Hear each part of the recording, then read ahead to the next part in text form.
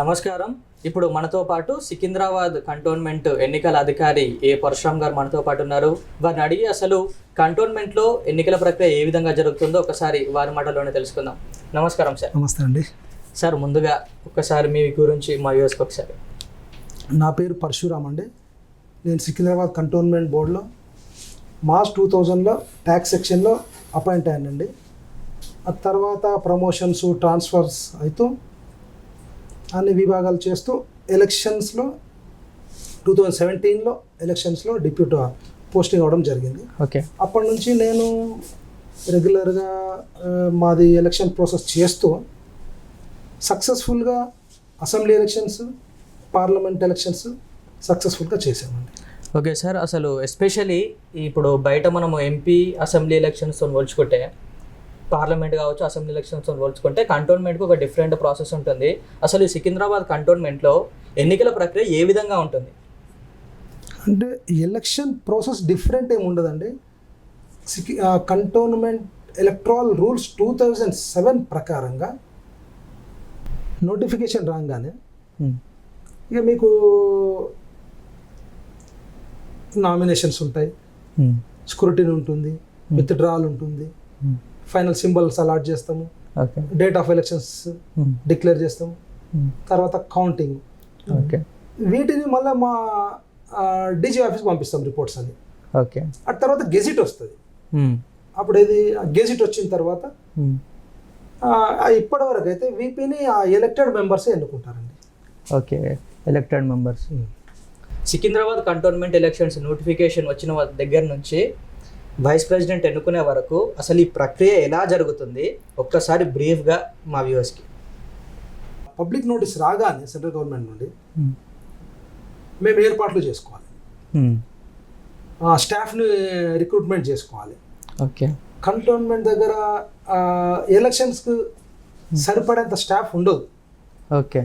కాబట్టి వివిధ డిపార్ట్మెంట్స్ అన్ని, రైల్వే కానీ, ఇది సిసిఎంబి కానీ, సర్వే ఆఫ్ ఇండియా కానీ, ఓకే, వీళ్ళందరికీ లెటర్లు ఇస్తూ వాళ్ళని రిక్రూట్ చేసుకోవడం పెద్ద ప్రాసెస్ మాకు. ఓకే. వీళ్ళందరిని అపాయింట్ చేసుకొని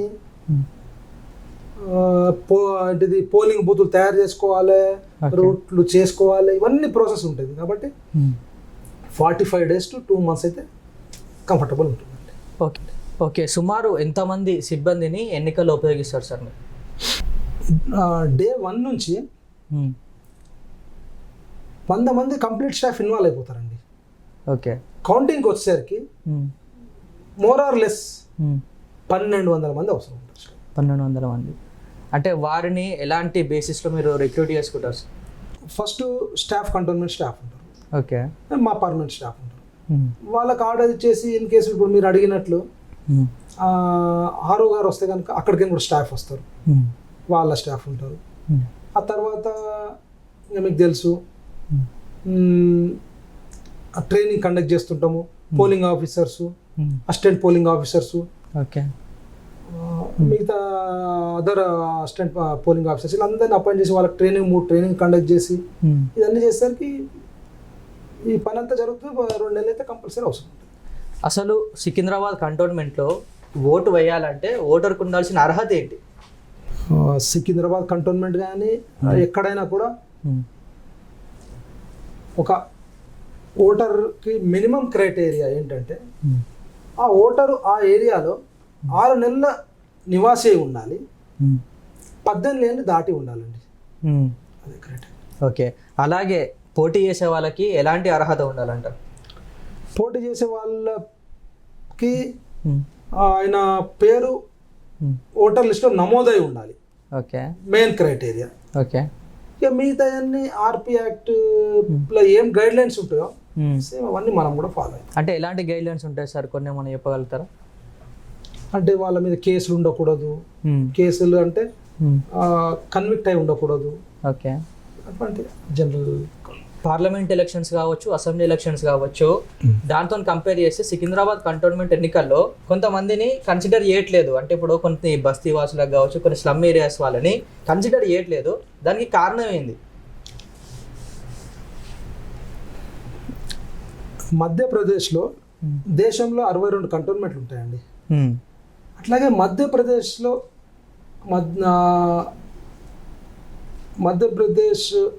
పచ్మాడి కంటోన్మెంట్ అని ఒక కంటోన్మెంట్ ఉంది. ఓకే. అక్కడ ఒక కేసు జరిగిందనమాట.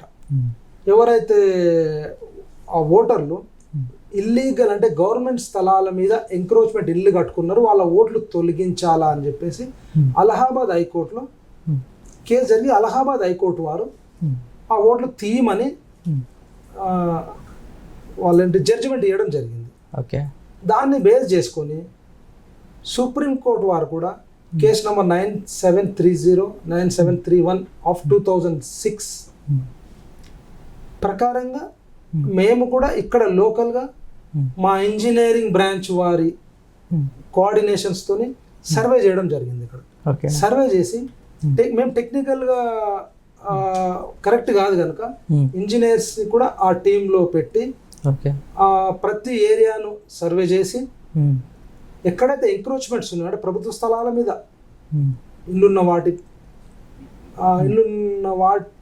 ఇళ్ళ మీద ఓటర్ పేర్లు తీయడం జరిగింది. దాని మూలంగా మీకు ఓట్ల శాతం తగ్గిందండి అసెంబ్లీ పార్లమెంట్కు కంపారిటివ్లీ.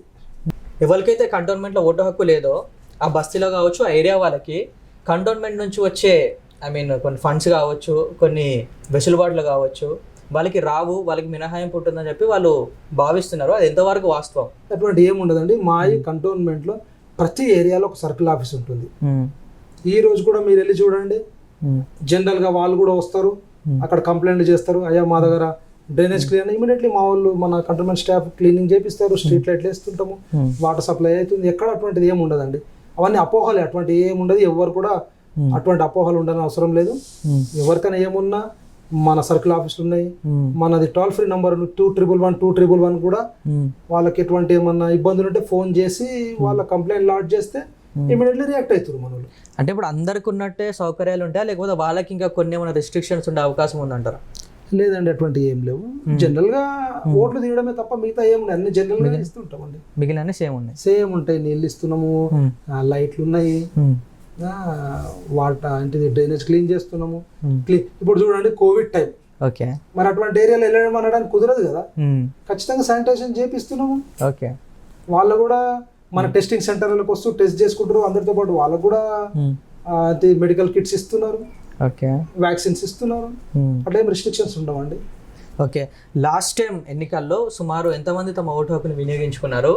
ఈసారి ఆ ఓటింగ్ శాతాన్ని పెంచడానికి మీరు మన ప్రయత్నాలు చేస్తున్నారా?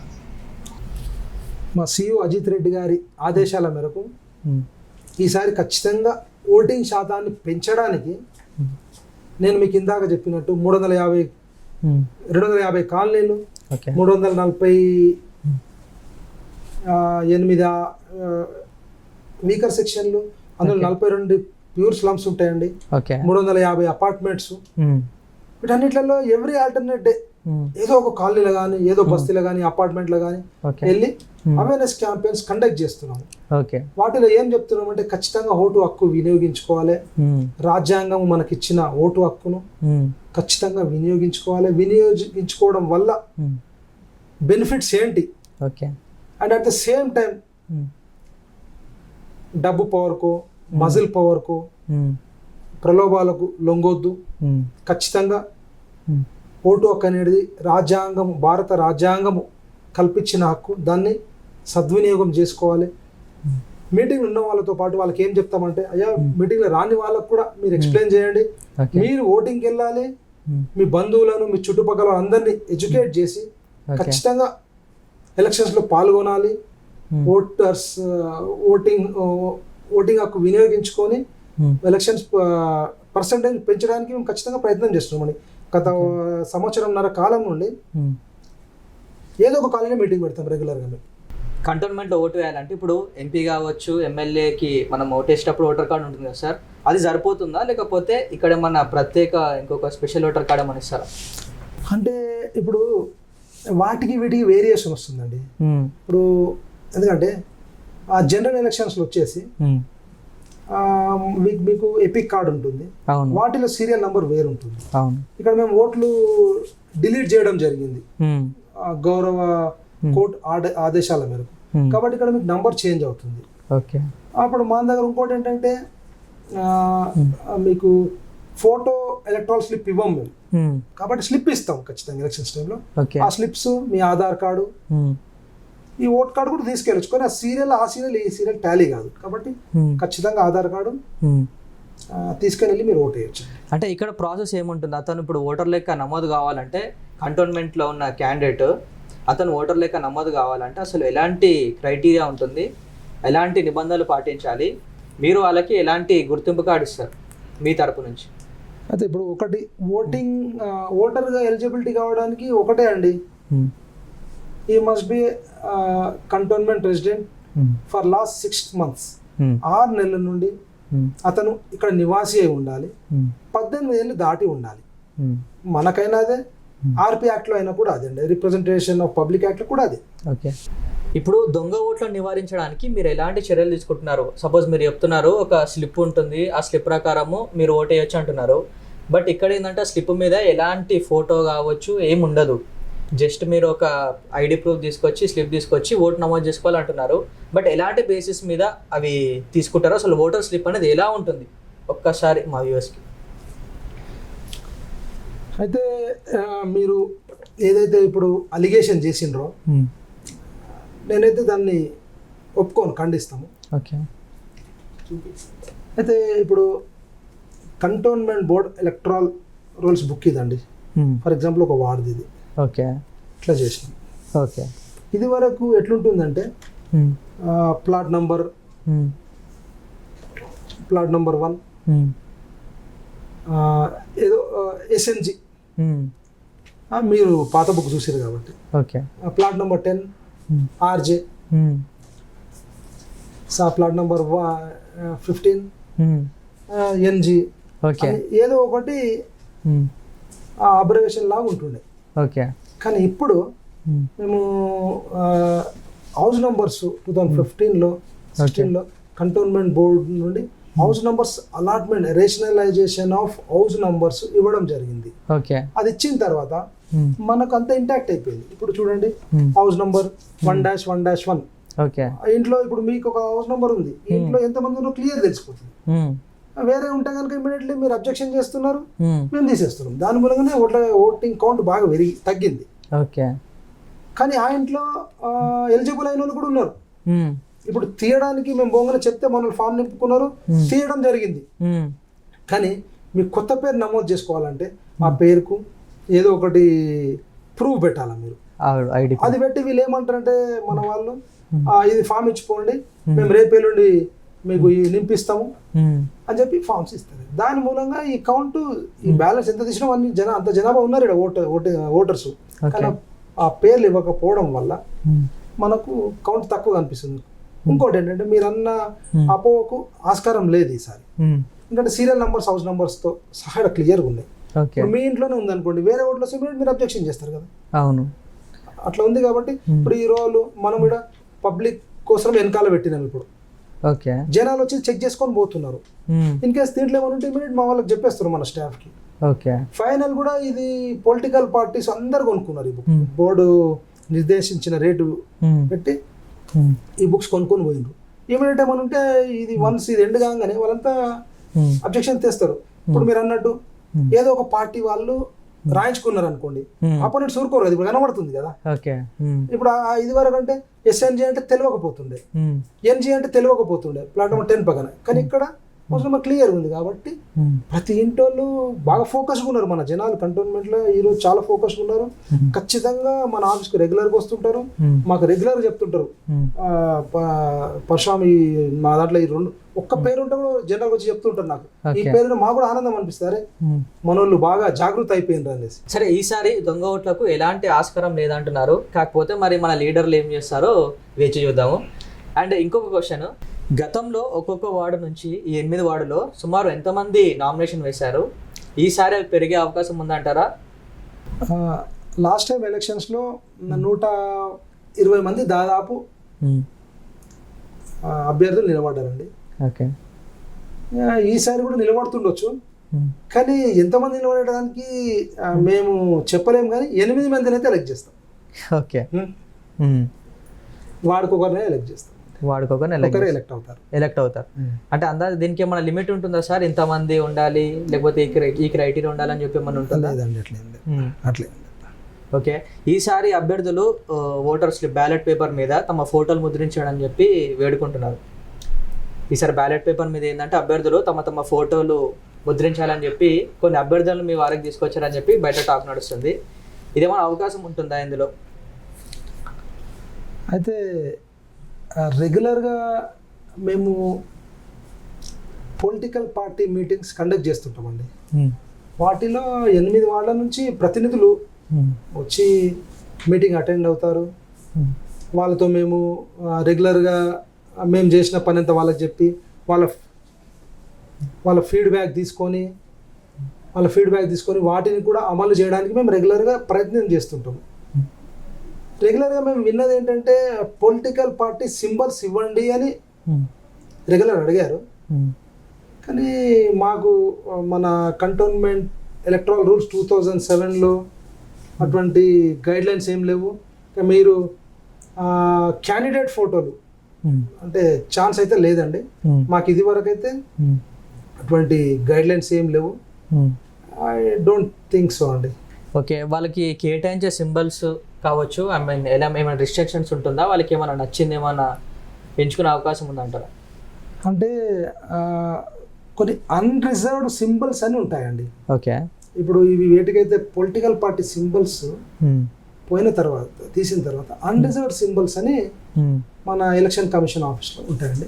ఓకే, ఆ అన్రిజర్వ్డ్ సింబల్స్ తీసుకొస్తాం మేము. వాటిలో నుండి మీరు సెలెక్ట్ చేసుకోవాలి. ఓకే, వాటిని మినహాయించి ఏవైతే ఉన్నాయో వాటిని సెలెక్ట్ చేసుకోవాలి. అన్రిజర్వ్డ్ సింబల్స్ని ఈ నిలబడే అభ్యర్థులు వాళ్ళకు 3 1 2 3గా వాళ్ళు 3 సింబల్స్ వాళ్ళు ఎంచుకోవాల్సిందిగా మేము కోరుతాము. ఓకే, అందులో ఫస్ట్ కమ్ ఫస్ట్కు ప్రయారిటీ ఇస్తాం. ఓకే సార్, ఈ ఎన్నికల్లో స్థానిక లోకల్ లీడర్స్ దగ్గర నుంచి మీకు ఏమన్నా ప్రెషర్ ఉండే అవకాశం ఉందా? యాజ్ ఆఫ్ నౌ అయితే మేము అటువంటి ప్రెషర్స్ ఏం ఫేస్ చేయలేదండి. నాకు తెలిసి కంటోన్మెంట్లో మోడరేట్ మంచి లీడర్సే ఉన్నారు. మాకైతే ఇదివరకు అటువంటి ప్రెషర్స్ ఏం రాలేదండి. అంటే లోకల్ పొలిటికల్ అంటే ఇప్పుడు మన స్టేట్ గవర్నమెంట్ ఎన్నుకున్న బాడీస్ నుంచి కావచ్చు, వాళ్ళ నుంచి మీకు ఏమైనా ప్రెషర్ ఉందా? అంటే ఇక్కడ కంటెస్టెడ్ ఎమ్మెల్యేస్ కావచ్చు, ఇక్కడ ఉన్న ఎమ్మెల్యేస్ కావచ్చు, ఎంపీస్ కావచ్చు, వాళ్ళ నుంచి మీకు ఏమైనా రికమెండేషన్స్ కావచ్చు, వీళ్ళని ఎన్నుకోండి లేకపోతే వీళ్ళది అభ్యర్థిని స్వీకరించడం అని చెప్పి మీకు ఏమైనా ప్రెషర్స్ వస్తాయా? ఇంతవరకు అయితే అటువంటి ఏమీ రాలేదండి. నేను ఫేస్ కూడా చేయలేదు. యాక్చువల్లీ అందరు నన్ను గుర్తుపడతారు కాబట్టి, అందరికి పరిచయాలు ఉన్నాయి కాబట్టి, మీకు కూడా వినుంటారు. చాలా ట్రాన్స్పరెంట్గా ఉంటాం మేము. ట్రాన్స్పరెంట్గా ఉంటాం కాబట్టి అందరికి తెలిసి ఏంటంటే ఖచ్చితంగా జెన్యూన్ ఉంటేనే మేము చేస్తాము, లేదంటే కనుక మేము రిజెక్ట్ చేస్తాం. తెలుసు కాబట్టి జెన్యూన్గా జనాలు ఎవరు వచ్చినా మేము యాక్సెప్ట్ చేస్తాం. మేమే ప్రజల దగ్గర రెగ్యులర్గా పోతున్నాం. మేమే ఇప్పుడు మన స్టాఫ్ మీరు చూడండి 3-4 సార్లు పోతారు ఇంటి పోయేసరికి అరే ఏందయ్యా ఏంటి అనే టైపు ప్రజలను అంతా విసిగించి మేము వాళ్ళను ఓట్లు నమోదు చేసుకోవడానికి ప్రయత్నం చేస్తున్నాం. కాబట్టి అటువంటి ప్రెషర్స్ అయితే ఏం ఫేస్ చేయలేదండి ఇంతవరకు. కొందరు నాయకులతో మీరు అంటే మీకు కొన్ని విభేదాలు ఉన్నట్టు బయట టాక్ నడుస్తుంది, అది ఎంతవరకు వాస్తవం? ఇప్పుడు నేను ఒక ఎంప్లాయీ అండి, నాకు నాయకులతో విభేదాలు ఉండే అవకాశమే లేదు.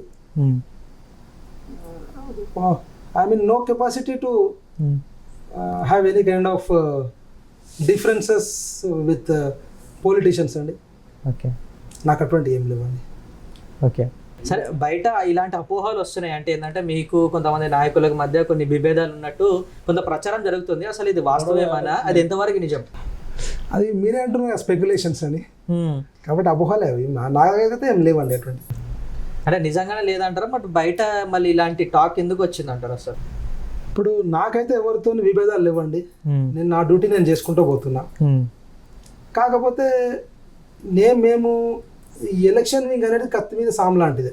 ఓకే, కానీ మాకెవరితో విభేదాలు లేవండి యాజ్ ఆఫ్ నౌ. ఓకే.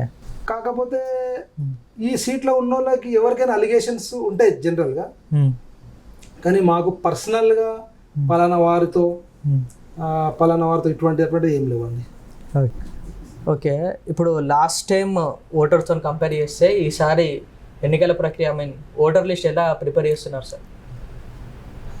మన దగ్గర స్టాఫ్ ఉంటారు, వాళ్ళు డోర్ టు డోర్ వెళ్ళి వెరిఫై చేస్తున్నాం.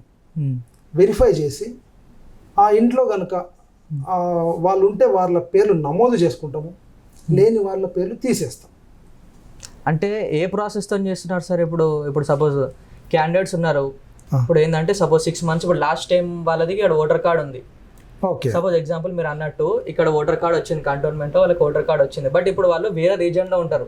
సపోజ్ సికింద్రాబాద్ కంటోన్మెంట్లో కాకుండా సపోజ్ మన అవుట్స్కట్స్లో ఉంటారు, వాళ్ళకి ఈసారి ఓటేసే ఛాన్స్ ఉంటుందంటారా? లేదండి, మేము మన స్టాఫ్ ప్రతి ఇంటికి డోర్ టు డోర్ సర్వే చేసినాం. ఆ సర్వేలో మేము వెరిఫై చేసినాం, ఆ పేర్లు ఉన్న వాటిని మేము నమోదు చేసినాం. ఇప్పుడు మీరు గమనించి ఉంటారు, చాలా మట్టుకు ఓట్లు డిలీట్ చేయడం జరిగింది. మన స్టాఫ్ ఇంటింటికి వెళ్ళినప్పుడు ఉన్న వాళ్ళది నమోదు చేసుకున్నాము. ఇప్పుడు టెనెంట్స్, చనిపోయిన వాళ్ళు, డూప్లికేట్స్, వాటన్నీ తీయడం వల్లనే చాలా మటుకు ఓట్లు డిలీట్ అయినాయి. ఉన్న వాళ్ళని నమోదు ఎన్రోల్ చేసుకున్నాము. మిగతా వాళ్ళకు కూడా మేము ఫామ్స్ జారీ చేయడం జరిగింది, వాళ్ళు ఇవ్వలేదు టైం పీరియడ్లో, కాబట్టి ఆ పేర్లు మేము నమోదు చేసుకోలేకపోయినాం. ఓకే, ఇప్పుడు లాస్ట్ టైం ఎంతమంది ఓటర్స్ ఉండే సికింద్రాబాద్ కంటోన్మెంట్లో? ఎంతమంది ఓటర్స్ ఉండే, ఎంతమంది తమ ఓటు హక్కును వినియోగించుకున్నారు లాస్ట్ టైం?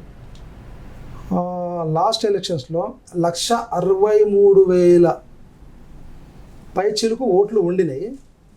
వాటిలో 74,000 మంది ఓటు హక్కు వినియోగించుకున్నారు.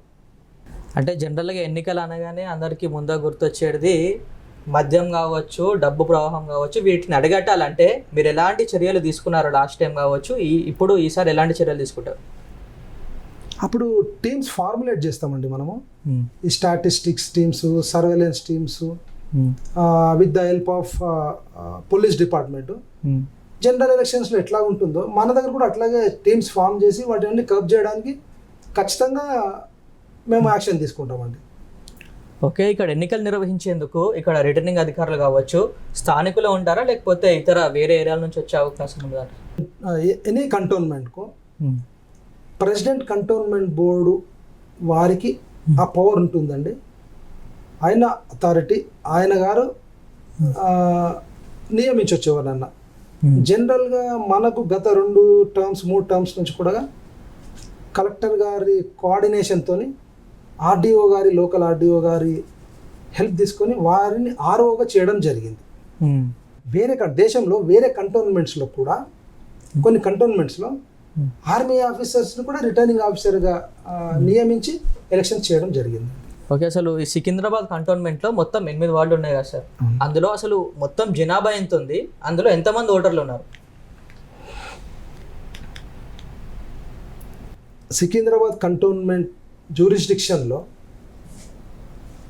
పోయినసారి 2011 సెన్సస్ జరిగిందండి. ఆ సెన్సస్ ప్రకారంగా 2,17,000 మంది జనాభా. ఇప్పుడు 2020-21 డ్యూ ఉండింది. కోవిడ్ మూలంగా పాపులేషన్ సెన్సస్ జరగలేదు కాబట్టి యాక్యురేట్ ఫిగర్ మేము ఇవ్వలేము. మరి అప్రాక్సిమేట్లీ అయితే 3,50,000 నుంచి 3,80,000 జనాభా కంటోన్మెంట్లో ఉంటారు. ఇప్పుడు లాస్ట్ టైంతో కంపేర్ చేస్తే ఈసారి ఏమైనా పోలింగ్ కేంద్రాలు ఎక్కువ అవకాశం ఉందంటారా? పోలింగ్ కేంద్రాలు స్టేజ్ దాకా మేము ఇంకా రాలేదండి.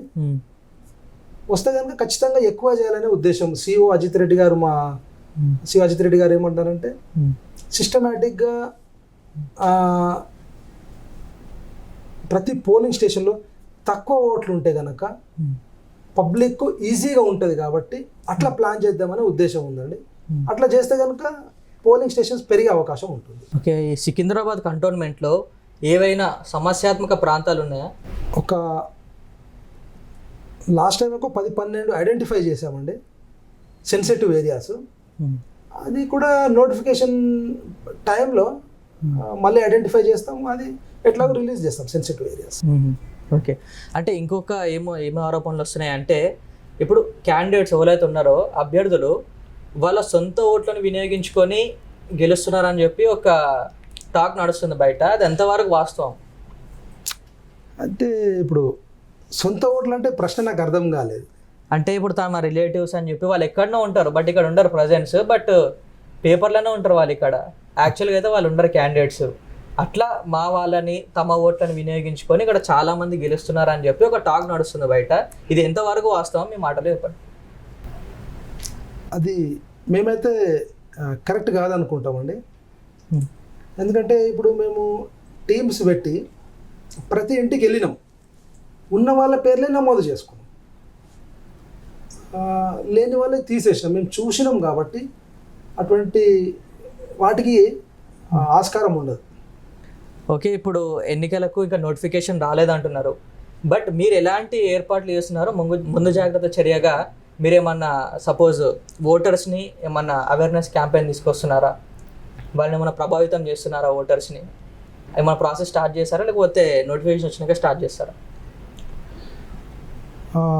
గత సంవత్సరం నుండి మా సిఓ అజిత్ రెడ్డి గారి ఆదేశాల మేరకు ఓటర్ శాతాన్ని పెంచడానికి చాలా గట్టిగా ప్రయత్నం చేస్తున్నాం. ఏంటంటే ప్రతి బస్తీలో ప్రతి కాలనీలో మీటింగ్లు పెట్టడం జరుగుతుంది. జనరల్గా మీరు కూడా చూసుంటారు, మీ దృష్టికి కూడా వచ్చి ఉంటుంది. మా మెయిన్ మోటో ఏంటంటే ఈసారి ఓటర్ శాతాన్ని పెంచుదామని.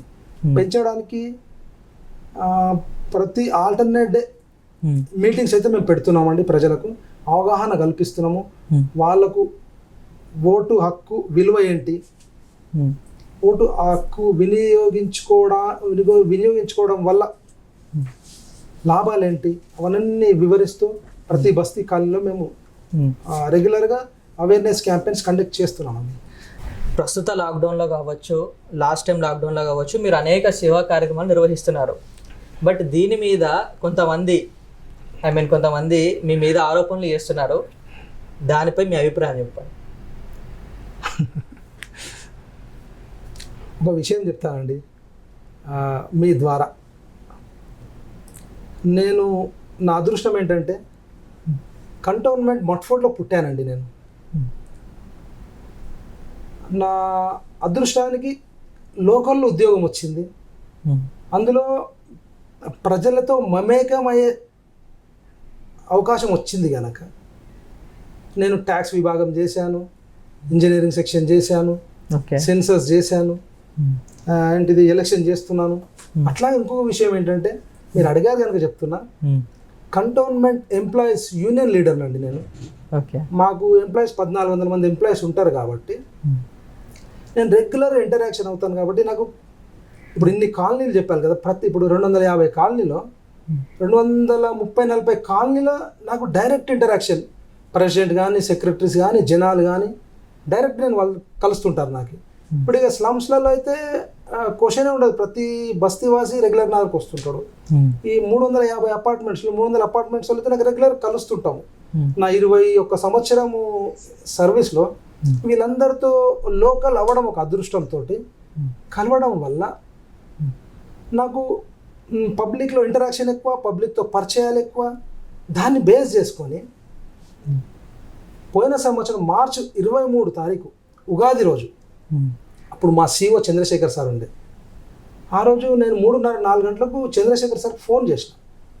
సార్ ఇప్పుడు కోవిడ్ ఉంది, అవేర్నెస్ చేయాలి కదా అంటే అందరు భయపడుతున్నారు కదా ఎట్లా అన్నారు.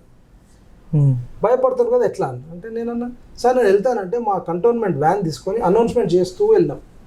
ఆ రోజు మేము గమనించింది ఏంటంటే పబ్లిక్ ఫుడ్ కోసం అలవాటు ఇస్తుంది. ఆ రోజు ఈవినింగ్ నేను మా సిఓ చంద్రశేఖర్ గారు కూర్చొని సార్ దీనికి ఏమైనా చేయాలని ప్లాన్ చేసుకొని వాట్సాప్ గ్రూప్లో మా ఫ్రెండ్స్కి పెట్టిన ఇట్లా చేద్దాం అనగానే ఇమీడియట్లీ 1 గంట సేపట్లో మా ఫ్రెండ్ ఒక ఆయన గౌతమ్ అన్నట్టు ఆయన 300 కిలోల రైస్ పంపిండు. పంపంగానే నేనేం చేసినా 1 గంట సేపట్లో 300 కిలోల రైస్ వచ్చిందని చెప్పి 100 కిలోల ఆయిల్ ప్యాకెట్స్, 100 కిలోల పప్పు తెచ్చి మేము మా స్టాఫ్తో ప్యాక్ చేసి ఫస్ట్ మట్ఫోర్డ్లో డిస్ట్రిబ్యూట్ చేసినాం. అది గ్రూప్లో పెడితే మా ఫ్రెండ్స్ ఎంత స్పందన వచ్చిందంటే 1,20,00,000 రూపాయల డొనేషన్ మేము డిస్ట్రిబ్యూట్ చేసినాము. 16,000 కుటుంబాలకు మేము రేషన్ ఇవ్వగలిగినాం. ఓకే. అట్లా రీచ్ అయిన పబ్లిక్. వాటి మీద నాకు ఇంకా మీరు అన్నట్టు నేను ఎవరిని బ్లేమ్ చేయడం నాకు ఇంట్రెస్ట్ లేదు, కానీ నాకు కూడా కాల్స్ వచ్చినాయి. నన్ను కూడా నువ్వు ఎందుకు చేస్తున్నావు ఇవన్నీ, నీ ఉద్దేశం ఏంటి? నా ఉద్దేశం ఏముంది ఇందులో? ఇప్పుడు నేను లోకలు, ఇప్పుడు నేను ఇక్కడికి వెళ్ళిన అనుకో, ఎవరో ఒకరు అన్న అంటారు, ఎవరో ఒకరు కాక అంటారు, మామ అంటారు, ఫ్రెండ్స్ ఉంటారు. కాబట్టి వాళ్ళందరికీ ఇప్పుడు నాకు ఈ ర్యాప్ ఉంది కాబట్టి ప్రాబ్లం ఎక్కడుందో నాకు తెలుసు. అట్ ద సేమ్ టైం కోవిడ్లో సొల్యూషన్ కూడా నాకు తెలిసింది. ఆ ఇద్దరిని బ్రిడ్జ్ అయినా నేను.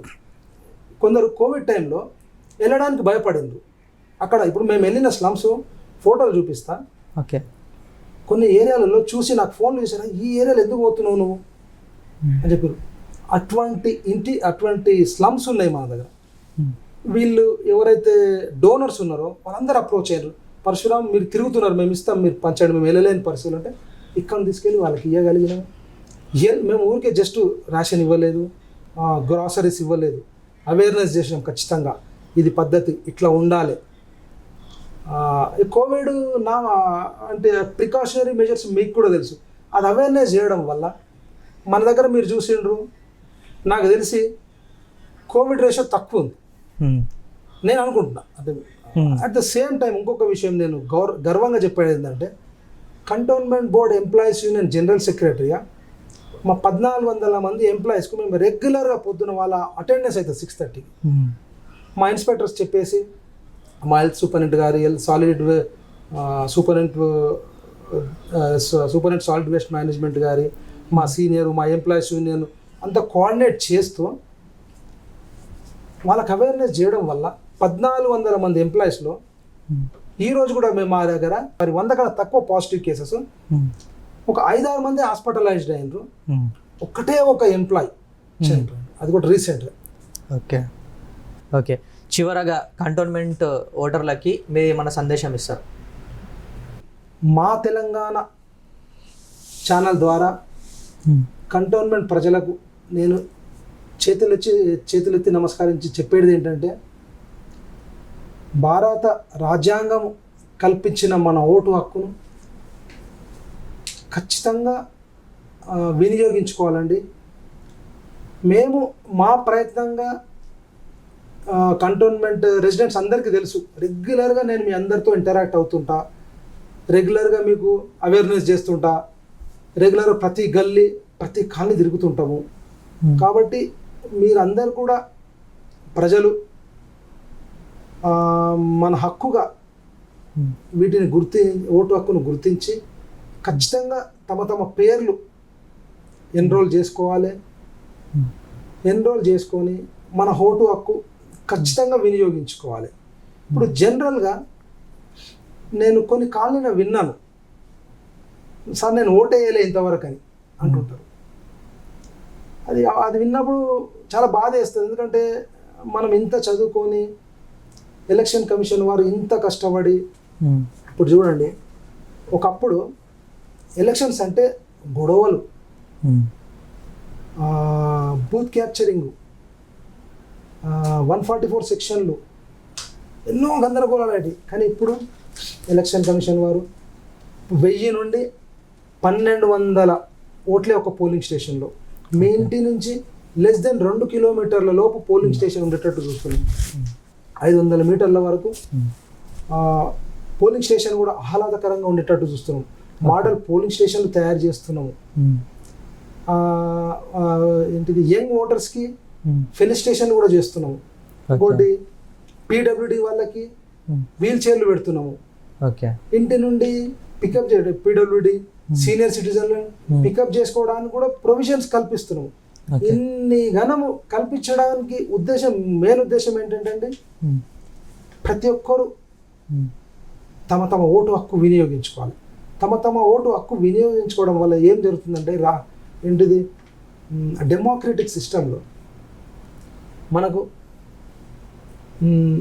ఏంటి, ప్రజల ద్వారా ఎన్నుకున్న నాయకులు, మంచి నాయకులు వస్తారు, మంచి రూల్స్ ఫార్ములేట్ చేసే వాళ్ళు వస్తారు.